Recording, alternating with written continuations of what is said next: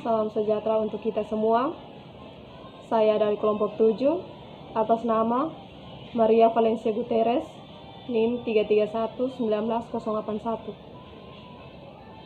Saya akan mempresentasikan hasil diskusi kami tentang akuntansi keuangan daerah. Yang pertama, pengertian keuangan daerah. Berdasarkan Peraturan Pemerintah Nomor 24 Tahun 2005 tentang Standar Akuntansi.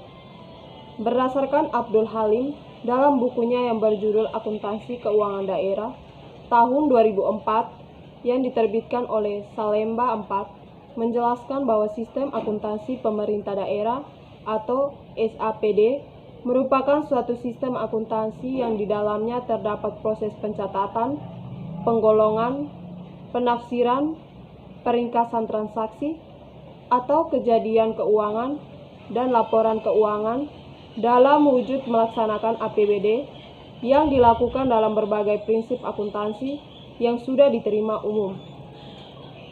Berdasarkan dua sudut pandang tentang pengertian sistem akuntansi daerah di atas, maka bisa disisikan bahwa sistem akuntansi daerah merupakan suatu waktu prosedur yang dimulai dari proses informasi, pencatatan, pengiktisaran, hingga laporan keuangan dalam hal pertanggungjawaban pelaksanaan APBD yang bisa dilakukan secara manual atau memanfaatkan aplikasi komputer. Akuntansi keuangan daerah adalah proses pengidentifikasian, pengukuran, pencatatan, dan pelaporan transaksi ekonomi atau keuangan dari entitas pemerintah daerah Pemda atau kabupaten, kota, atau provinsi yang dijadikan sebagai informasi dalam rangka pengambilan keputusan ekonomi yang diperlukan oleh pihak-pihak eksternal entitas Pemda. Yang kedua, output dari akuntansi keuangan daerah. Diberlakukannya sistem akuntansi keuangan daerah telah diatur dalam Peraturan Pemerintah Nomor 24 Tahun 2005 tentang Standar Akuntansi Pemerintah. Peraturan Pemerintah Nomor 58 Tahun 2005 tentang Pengelolaan Keuangan Daerah dan Permendagri Nomor 13 Tahun 2006. Berbagai keluaran yang akan digunakan oleh berbagai pihak yang berkepentingan tersebut adalah: yang pertama, laporan realisasi anggaran. Laporan realisasi anggaran atau LRA adalah laporan yang menyajikan informasi realisasi pendapatan, belanja, transfer, surplus atau defisit, pembiayaan, dan sisa lebih kurang pembiayaan anggaran yang masing-masing diperbandingkan dengan anggarannya dalam satu periode. Tujuan pelaporan realisasi anggaran adalah memberikan informasi realisasi dan anggaran entitas pelaporan. Perbandingan antara anggaran dan realisasinya menunjukkan tingkat ketercapaian target-target yang telah disepakati antara legislatif dan eksekutif sesuai dengan peraturan perundang-undangan. Yang kedua, laporan neraca. Laporan neraca adalah jenis laporan keuangan yang menyajikan aset, kewajiban, dan modal perusahaan pada tanggal tertentu. Dari laporan ini, kita bisa mengetahui kondisi aset, kewajiban, dan modal perusahaan. Tujuan laporan neraca mempermudah dalam menggolongkan dan meringkas informasi dari neraca saldo dan data penyesuaian, sehingga merupakan persiapan sebelum disusun laporan keuangan yang formal. Mempermudah pencarian kesalahan yang mungkin dilakukan dalam membuat jurnal penyesuaian. Yang ketiga, laporan arus kas. Arus kas adalah sebuah perincian yang menunjukkan jumlah pemasukan dan pengeluaran dalam suatu periode tertentu. Arus kas dalam keuangan bisnis dan keluarga memiliki sedikit perbedaan. Jika keuangan keluarga arus kas yang dimaksud adalah kas basis, Sedangkan dalam keuangan bisnis terdapat kas basis dan akrual basis. Laporan arus kas biasanya meliputi jumlah kas yang diterima. Salah satu fungsi dan tujuan utama dari cash flow statement terletak pada informasi yang disajikan terkait pengeluaran dan penerimaan uang kas pada sebuah periode. Yang keempat, laporan perubahan ekuitas dana. Laporan perubahan modal atau ekuitas adalah salah satu jenis laporan keuangan. Tujuan pembuatannya adalah agar perusahaan dapat menggambarkan peningkatan maupun penurunan dari aktiva bersih atau kekayaan dalam periode tertentu dengan prinsip pengukuran tertentu untuk dianut. Fungsi laporan perubahan modal yang pertama, membantu pihak yang berkompeten dalam pengambilan suatu keputusan. Yang kedua, mengetahui besarnya sebuah perubahan rasio ekuitas atau modal usahanya. Tujuan laporan perubahan modal yang pertama, untuk bisa mengiktisarkan aktiva pembayaran dan suatu investasi dan juga dana yang dihasilkan sepanjang satu periode akuntansi. Yang kedua, menyajikan sebuah pengungkapan perubahan modal kerja. Yang kelima, catatan atas laporan keuangan. Fungsi catatan atas laporan keuangan adalah yang pertama, memberikan penjelasan atau rincian dari pos yang disajikan dalam laporan keuangan. Yang kedua, informasi tentang pos yang tidak memenuhi kriteria pengakuan dalam laporan keuangan. Nama saya Maria Graden Mako, NIM 331-19091. Pada video ini saya akan menjelaskan tentang metode pencatatan sistem akuntansi keuangan daerah. Dalam sistem akuntansi keuangan daerah terdapat single entry, double entry, dan triple entry. Hal tersebut terjadi karena single entry memiliki beberapa kelemahan seperti tidak mampu mencerminkan performa secara real dan tidak mampu memberikan yang lebih lengkap. Single entry sering juga disebut dengan sistem tata buku tunggal atau tata buku. Dalam sistem ini, pencatatan transaksi ekonomi dilakukan dengan cara mencatat satu kali.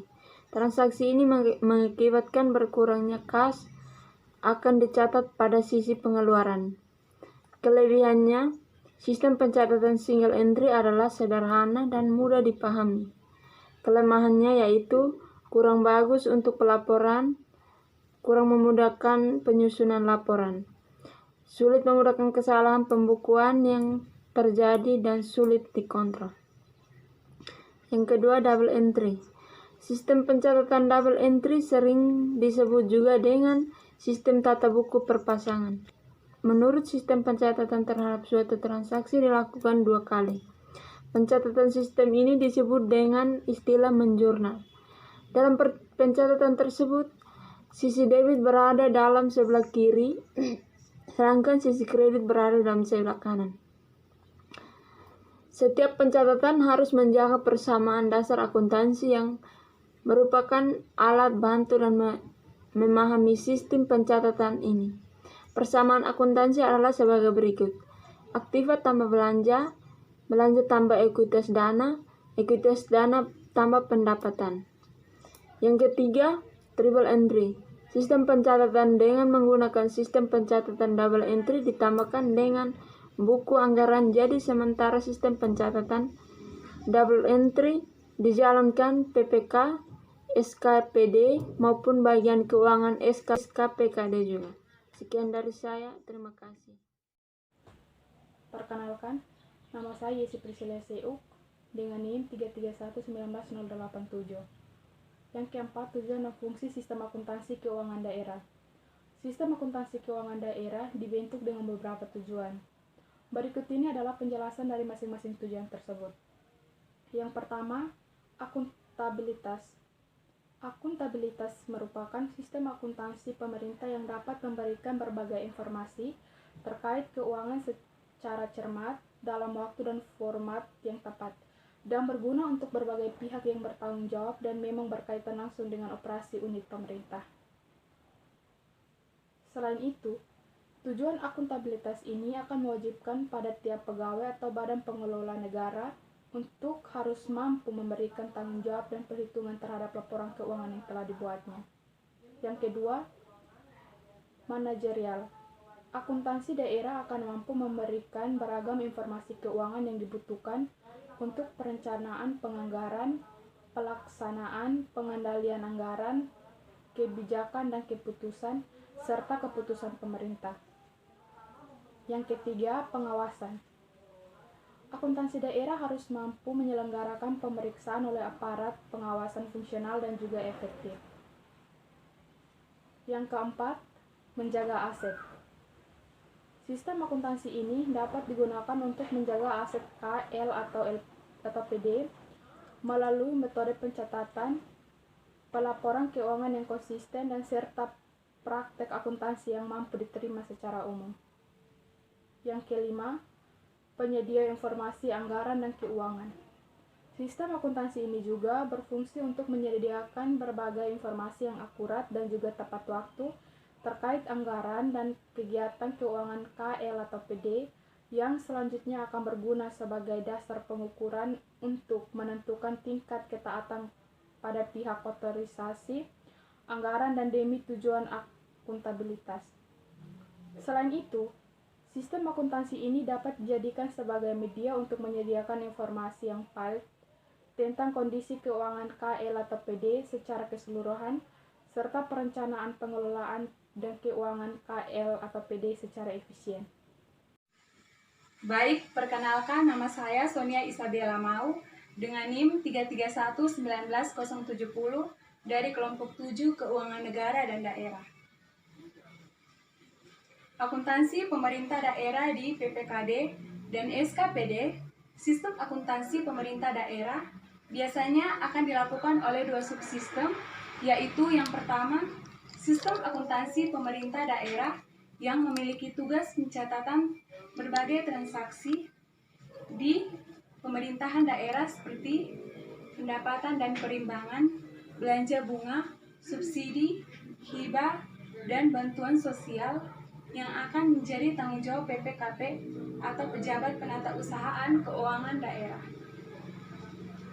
Yang kedua, sistem akuntansi satuan kerja perangkat daerah yang bertugas di lingkungan kerja termasuk di dalamnya pencatatan atas pendapatan, belanja aset, dan hal lainnya di samping kas. Berbagai proses tersebut dilaksanakan oleh para pejabat penatausahaan keuangan atau PPK yang berdasarkan pada dokumen-dokumen sumber yang sebelumnya yang telah diserahkan oleh bendahara, yang akan menjadi tanggung jawab para pejabat penatausahaan keuangan atau SKPD. Yang berikut, penjelasan singkat siklus akuntansi keuangan daerah. Pada umumnya, siklus akuntansi keuangan daerah masih sama dengan siklus akuntansi pada umumnya, hanya berbeda pada tahapan atau alurnya saja. Pada sistem akuntansi keuangan daerah, laporan perhitungan APBD dibuat jika penyusunan neraca saldo setelah penyesuaian dilakukan. Namun, agar lebih mudah dalam pembuatan laporan, maka setelah NSSP berhasil dibuat, maka akan ditutup dengan jurnal penutup agar selanjutnya bisa langsung dibuat laporan arus kas, perubahan modal, dan neraca. Selanjutnya, bukti transaksi tersebut dikategorikan menjadi 3, yaitu yang pertama bukti pengeluaran, bukti penerimaan kas, bukti memorial yang kemudian akan diinput ke jurnal umum.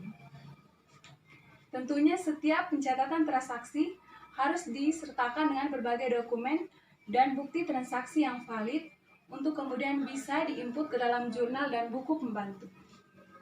Berdasarkan Permendagri nomor 12 tahun 2006, ada 4 proses yang tersedia dalam sistem akuntansi pemerintah daerah, yaitu yang pertama, akuntansi pengeluaran kas, selain kas, penerimaan kas, dan aset.